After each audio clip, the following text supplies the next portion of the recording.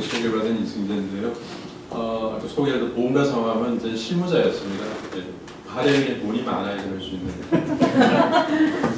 그 당시 발행에는 이제 열심히 부흥하셔가지고 많이 돈을 벌어오신 김진호 목사님이 발행을 하셨고, 그다음에 지성적으로 이만열 교수님이라고 두 분이 공동 발행. 아주 실무적으로 좀 편집장을 이제 오랫동안 했었고 그랬습니다. 이 장 목사님 여러 가지로 당황을 시키는데 어쨌든 제가 오늘 좀 이렇게 나누고 싶은 주제는 여러분은 이제 요즘 시대를 어떻게 읽고 계시는지 모르겠어요. 사람마다 이제 생각이 다를 수도 있고, 근데 통칭 이제 플랫폼 시대라는 얘기를 이제 여기저기서 많이 들으실 거라고 생각을 합니다. 근데 이제 플랫폼 시대라는 건 아직 뭐 사회학적으로 또 정치학적으로 또 역사적으로 이렇게 개념 정리가 끝난 것은 아니고요. 다만 이제 인터넷 이후에 특히 이제 모바일 폰, 스마트폰 이후의 그 특징들을 이제 일컬어서 이제 새로운 플랫폼이 등장해서 우리의 삶에 지대한 영향을 끼치기 때문에 그냥 플랫폼 시대 이런 얘기를 이제 많이 하고 있는 것 같습니다. 저는 이제 나누고 싶은 포인트는 뭐냐면 미국에서 그 젊은 청년들, 특히 대학생들 중심으로 있었던 가장 큰 어떤 행사 내지는 대회가 코스타라고 있지 않습니까?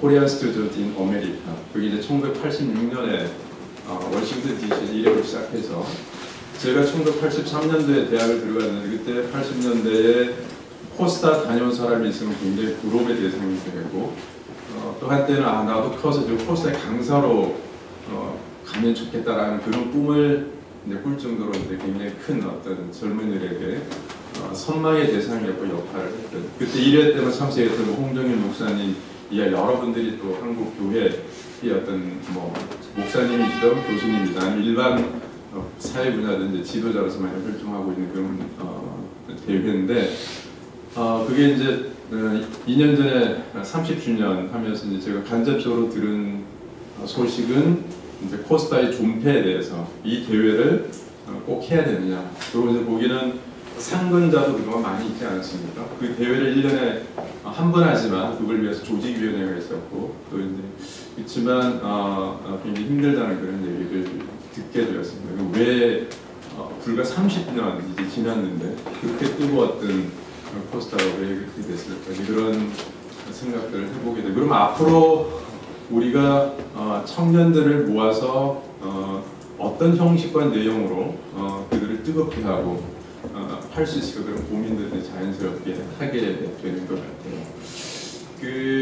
우리가 이제 한국 뭐 크게 보면 교회사라 말할 수 있으면 짧게 한국 가까운 이제 현대사를 보면 사실은 뭐 한국 기독교 역사라는 게 길지는 않잖아요. 1885년도에 언더우드 아펜젤러가 인천 제몰포에 5월달에 동시에 내린 것이 어떻게 한국 기독교 역사의 시작이라고 본다면 길게 잡아도 아직 130년 정도밖에 되지 않는 그런 역사고, 그리고 사실 이제 한국 전쟁 이후에 60년대, 70년대 이때를 어떻게 한국교의 본격적인 부흥의 시기로 본다면 크게 나누어서 60년대, 70년대는 모두가 다 알다시피 부흥의 중심에 교회 부흥의 시대였다.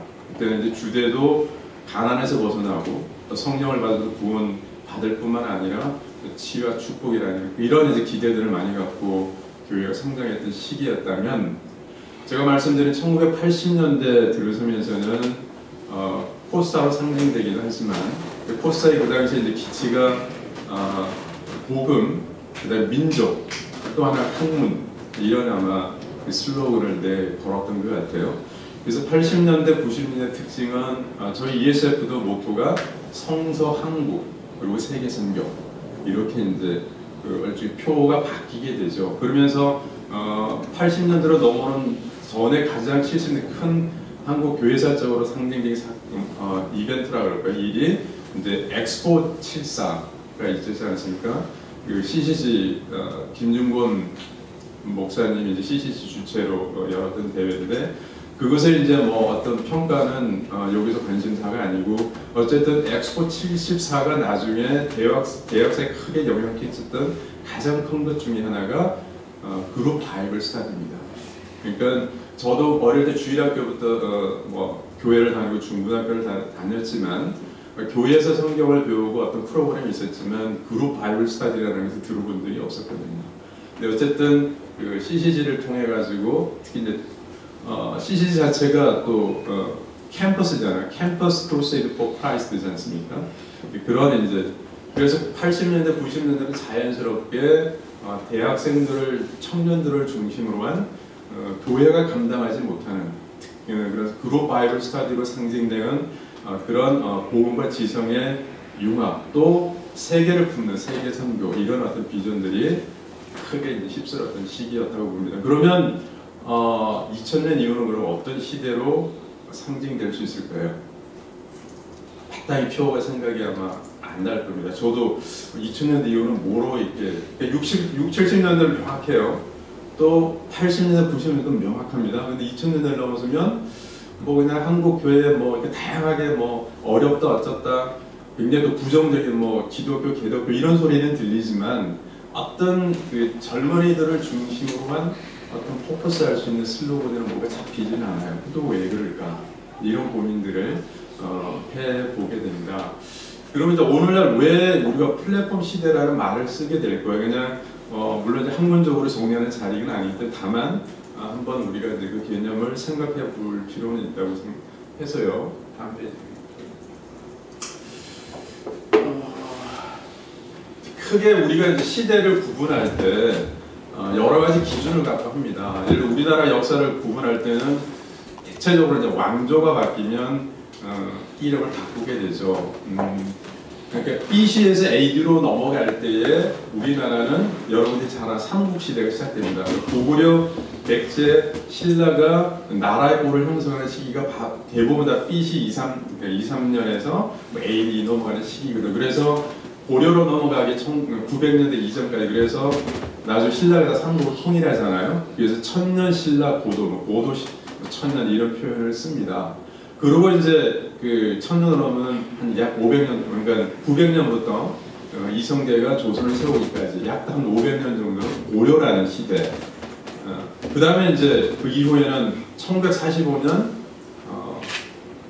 현대가 되기까지 또 한 약 500년 조선 이렇게 우리는 이제 역사에서 배우게 되죠. 저는 이제 그 역사를 관심하는 것이 오늘 나누고 싶은 것은 그러면 신라로 상징되는 천년 동안에 그 당시에 우리의 민족, 우리 시대를 지배했던 정신은 뭐였을까? 각 시대마다 이제 그것이 뭐 철학으로 표현되기도 하고 이데올로기로 표현되기도 하고 또 종교로 표현되기도 하는데 고려 그러면 금방 쉽지 않아요. 불교. 조선 그러면 유교 내지는 성리학, 유교 이렇게 쉽게 되는 건 그전 신라는 뭐였을까? 하나로 정의하기 힘듭니다. 다만 그래서 크게 보면 샤머니즘의 시대다. 그러니까 우리가 이제 미아리 정치의 샤머니즘을 얘기하는 것이 아니고 하나의 종교나 사상이 지배하지 하지만 모든 사람에게 지배한 삶을 끼치는 것 그것은 아마 샤머니즘일 거라고 생각이 듭니다. 그렇게 봤을 때 우리가 흔히 민족성이라고 얘기하지 않습니까? 민족성을 얘기할 때 우리는 적어도 최소한 세 개의 측면을 갖고 있겠다. 토양으로 치면 고려가 생기기 전까지 900년대 샤머니즘으로 대표되는 그게 가장 큰 넓고 깊은 지층을 형성할 수 있을 것이고 그 다음에 약 500년 동안 해당하는 고려시대를 통해 불교라고 하는 그런 오랜 세월 동안의 층이 갖고 있을 것이고 그 다음에는 이제 그 불교가 나라를 망하게 했다고 그래서 새로운 이제 성리학 주자는 성리학을 받아들이면서 유교로 하는 사실 유교는 종교라기보다는 사상에 가까운 어쨌든 우리 통칭 유교 그러니까 유교를 통해 형성된 또 500년 동안의 한 층미 이 세 개의 층위가 우리 시대 크게 보면 2000년, 길게 보면 5000년, 뭐 어쨌든 AD로 따지면 2000년 그 토양 위에서 우리는 1885년 언더우드와 아펜젤러로 상징되는 한국 기독교 역사가 시작되어졌다고 봅니다. 그렇게 봤을 때 물론 60년대, 70년대 뭐 여러 이제 그 어떤 학문적인, 신학적인 또 사회학적인 평가 관점이 있겠습니다만은 저는 그 가나안으로 대표되는 그런 시대이기도 하고 또 암울한 그런 시대이기도 하고 하지만 뜨거웠던 그 교회 성장의 시기는 우리의 지층의 그 가장 땅 밑에서 끓어오르고 있는 마그마가 뭐였을까? 저는 샤머니즘이라고 봅니다. 그러고 나서 또 한 시대에 이렇게 어떤 그룹 바이블 스타디로 연결되는 또 하나의 특징적인 게 있다고 하면 그건 뭐였을까? 물론 이제 그게 뭐 불교나 유교를 연결된다 그런 뜻은 아닙니다. 우리 안에 있는 하나의 지층의 거대 시제 정신이 어떤 만나는 지점들이 있을 것이다 이렇게 보는 것이고요. 근데 사실은 2000년대 이후로는 뭐라고 특징 지어지진 않지만 그렇지만 두드러진 경향이 있습니다. 그게 뭐냐면 큐티, 개인 영성. 이거는 2000년 이후에 많은 교회들이 또 이렇게 강조하게 되고, 이를테면 제가 오늘 주제를 플랫폼 시대의 하나님 나라 운동 이렇게 이름을 지어봤는데, 저는 대학교 들어가서도 한동안 하나님 나라라는 개념을 들어본 적이 없었어요. 그 이전까지는. 이를테면 예수님도 구원받는다, 복음, 천국, 여러 이제 그 중요한 성경의 신앙적인 워딩을 들어봤지만 하나님 나라라고 하는 그 단어는 대학 가서도 한참 있다가 그룹 바이블 스타디라는 걸 통해서 이제 처음. 근데 지금은 하나님 나라라고 하는 굉장히 보편적인 교회와 또 기독교의 워딩이겠죠. 그러니까 2000년 이후에는 영성, 개인 영성, 큐티 이런 걸로 또 이렇게, 하지만 그것이 8, 90년 전에 6, 70년처럼 그냥 운동으로 자리 잡지는 않습니다. 이를테면 그 80년대, 90년대 얼마나 많은 그 젊은이들이 다양한 파라처치 운동, 선교단체를 통해서 아마 오늘날 선교사들을 키워낸 결정적인 그 활약이 아니었나 싶거든요. 하지만 2000년대 그런 운동이 무엇을 특징적으로 양산화가 만들어냈다는 그런 거 얘기하기가 어려울 것 같아요. 그거는 다시 말해서 우리 아까 제가 말씀드린 우리 어떤 민족 성을 형성하고 있는 샤머니즘 혹은 불교 혹은 유교의 특징들을 봤을 때, 불교의 특징은 아주 심플하잖아요. 개인주의, 실존주의 입각한. 그러니까 인생과 삶과 모든 걸 윤회를 하는데 그 윤회를 끊을 수 있는 유일한 방법은 해탈이다. 그러니까 쉽게 말해서 그런 부모도 이럴 수 있고 자기가 오로지 내가 그 끊는 것이죠. 끊었을 때 윤회로부터 이런 이제 그 개인 실존 중심의 그 강한 스피릿이 불교의 핵심이라고 친다면, 저도 그 큐티와 개인 영성을 위해서 부단히 이제 고군분투를 해왔고 하고 있고 또 하려고 하는 사람 입장에서 보면 어느 지점에서 그거와 맞닿은 점이 상당히 많이 있겠다 이렇게 고민하게 되고, 또 한편 우리가 성서 한국 그랬을 때 또 포스터로 상징되는 세 가지 표, 복음과 민족인데 또 반드시 학문이라는 것을, 이게 물론 유학생 중심이고 또 한국 미래 이제 기독교 지도자 이런 이제 여러 가지 환경적인 이유지만 학문이라는 걸 빠뜨리지 않습니다. 그리고 학문이 갖고 연결되는 지점도 뭘까? 그럼 저는 성리학으로 대표는 유교와 결여되는 있을 것이다. 그러니까 유교로 하는 것은 내세에 관심이 없습니다. 그냥 쉽게 말하면 역사 속의 세계. 그래서 유교로 대표되는 가장 우리 일상의 표가 사람은 죽어서 이름을 남겨야 된다.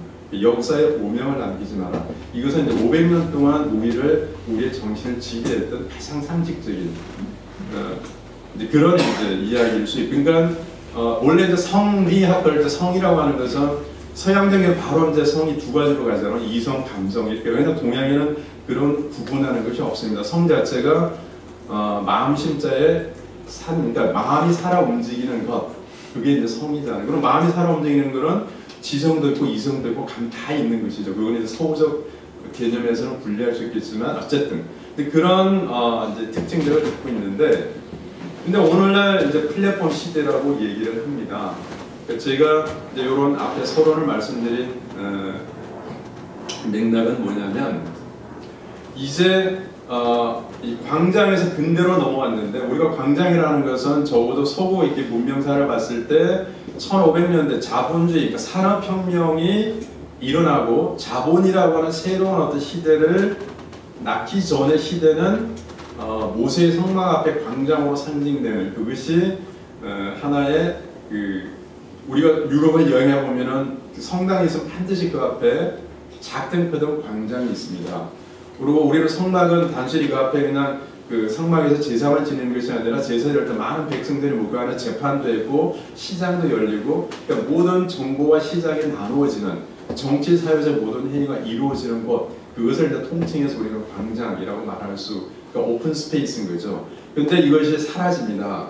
사라지는 대표적. 그래서 이제 그 사라진 시대 이후에 나타난 시대를 우리는 이제 근대 또는 현대, 그러니까 모던이란 말을 쓰는데 이게 이제 라틴어죠. 모데르누스, 모데르나. 이제 여기 M은 이제 오자입니다. 이걸 이제 통 줄여서 모던. 그 당시 이건 새로운 시대라는 라틴의 뜻이죠. 그러니까 중세에서 그럼 이 근대의 가장 큰 특징은 여러 가지가 있겠지만 저는 이렇게 봅니다. 근대성이라고 했을 때 원웨이다. 왜냐하면 정부와 시장을 독점하고 가장 대표적인 뭐겠습니까? 교육과 의료.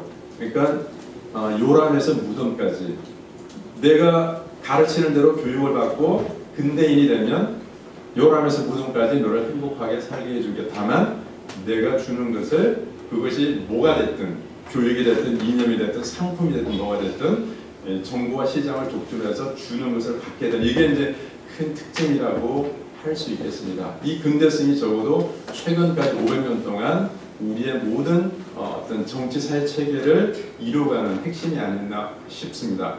근데 플랫폼 시대는 이거와 전혀 다른 이제 형태를 맞이하게 되는 거죠. 그랬을 때 이게 우리가 루트로 상징되는 종교계예요. 그거는 근대와 출발을 같이 합니다. 1517년이죠. 사실은 1517년 그 루트의 비텐베르크 대학 정문에 붙인 그 95개조 그것을 이제 종교개혁의 시작이라고 보지만 사실 이미 100년 전에 인문주의 핵심이 뭡니까? 결국은 이제 저는 성경 번역, 모든 사람이 성경을 읽어야 된다는 그 운동의 결실이 이제 루트로부터 맺어진다고 보는데, 그렇게 봤을 때 그 이후에 등장하는 새로운 체제는 근대와 맞물리가 되죠. 그래서 저는 이 오늘날 우리가 교회에서 굉장히 중요하게, 기독교에서 중요하게 생각하는 그 중에 하나가 뭐냐면 근대에서 그래서 가장 중시하는 그 상징이 뭐냐면 단입니다. 단. 교단은 신성합니다. 가르치잖아요. 그 다음에 교회 강단, 이건 아무도, 이 좁은 교회 여기도 강단이 있습니다. 여기는 아무나 못 올라가요. 그 다음에 또 어떤 그 문학이나 어떤 인문학이나 항상 단이 있습니다. 그러니까 문단. 그러니까 그거를 통과해야지만 그들한테 최소한 뭐 예술가는 뭐라고 칭호를 붙여줍니다. 문학은 소설가는 그 대비를 하는 거죠. 뭘 하게 되는 거죠. 그 다음에 이제 그 단에 설 수 있는 자격을 주는 거죠. 그 뭘 통해서요? 통칭해서 교육입니다. 근데 이런 게 이제 근대로 상징되는 특징이 있겠다 싶습니다.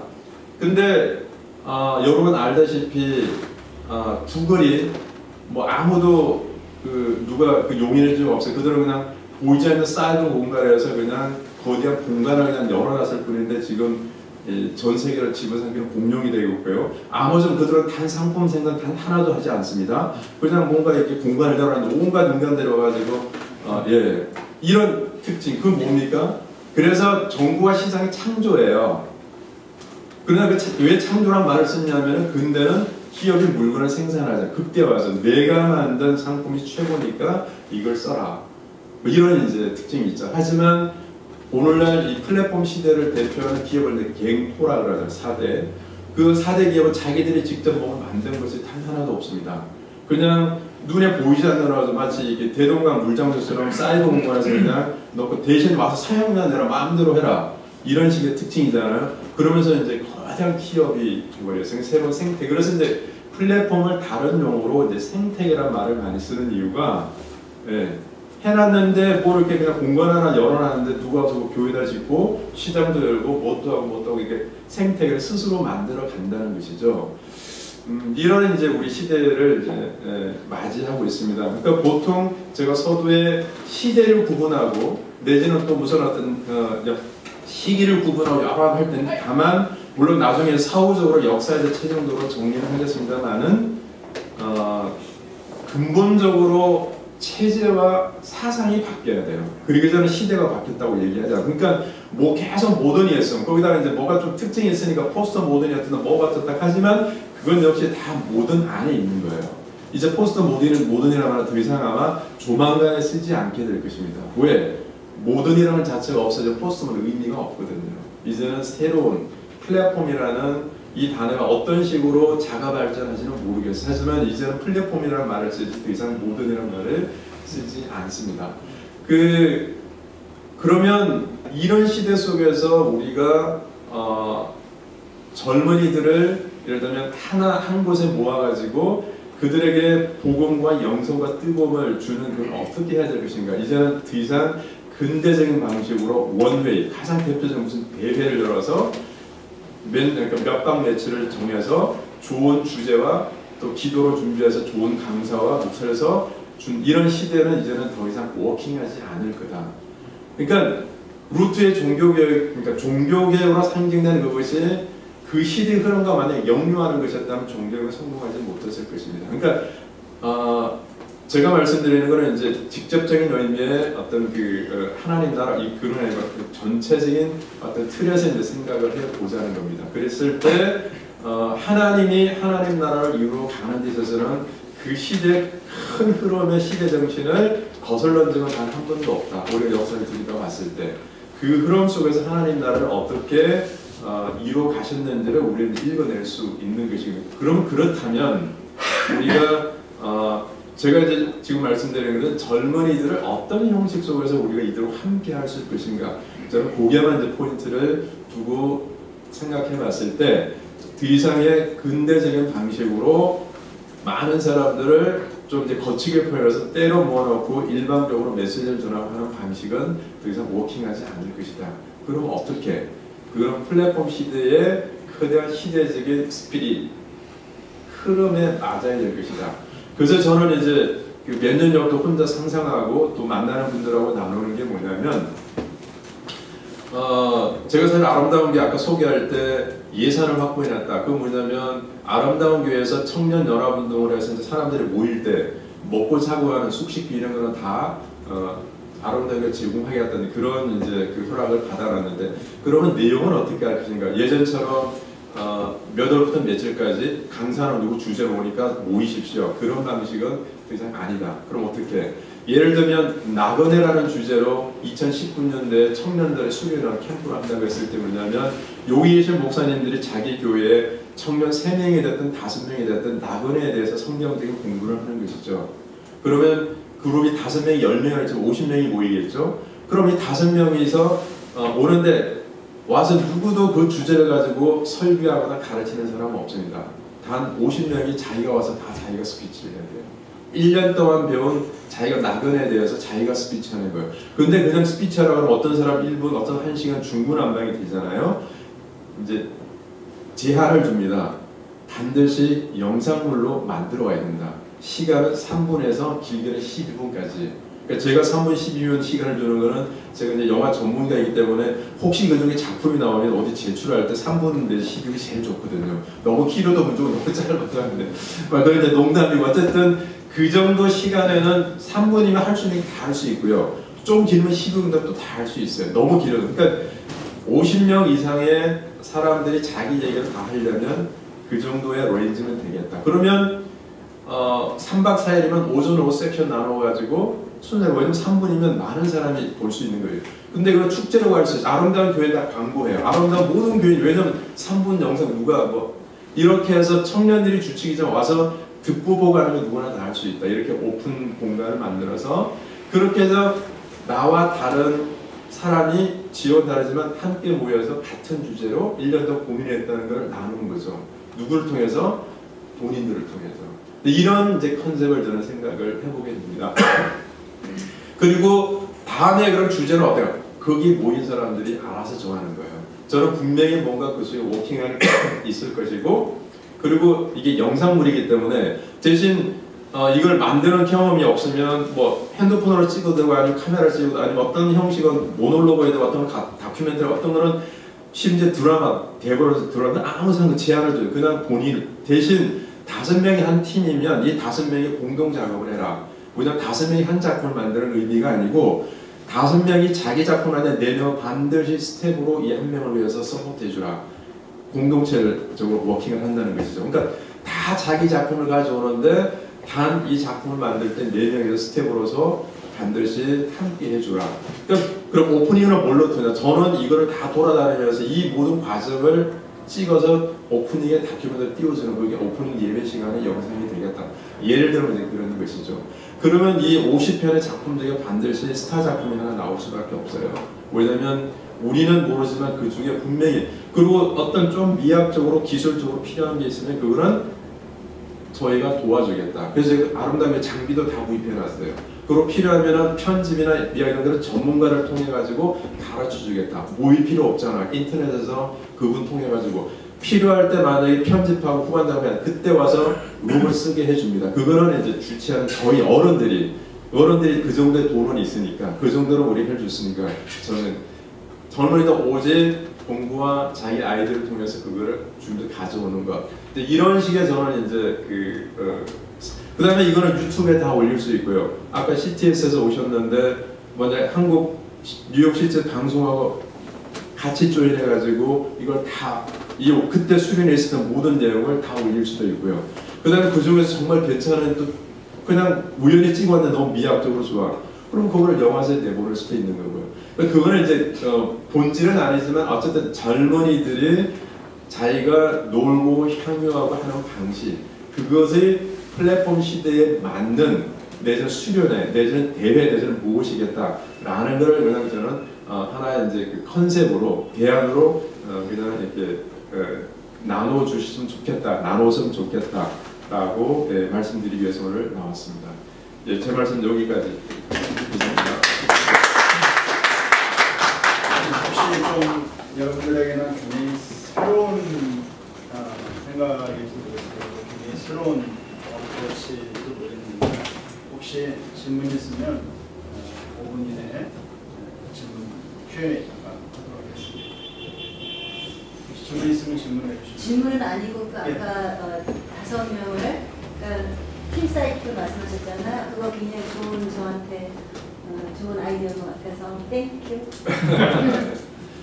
그래서 오늘 이런 모임을 이제 시작을 했으니까 모르겠습니다. 이렇게 제가 이제 뉴욕 CTS 방송하고도 좀 뭐 이런저런 이렇게 프로그램 만들고 좀 이게 도움을 주고받는 일을 이제 아마 하게 될 것 같은데, 그랬을 때 여기 다 이제 목사님 사역을 하고 계시니까, 그래서 뭐 내년 당장에 가능할지는 모르겠지만 최소한 1년 정도는 준비해야 되나. 근데 어쨌든 좀 시범적으로 시작을 해보고 싶은 생각인데, 그럼 목사님 요청을 드렸을 때 사실 뭐 아까 청년 정의 18세부터 65세 청년이면 누구나 참여할 수 있으니까, 그러면 그 교회 청년이 2명이 됐든 3명이 됐든 다 상관없다.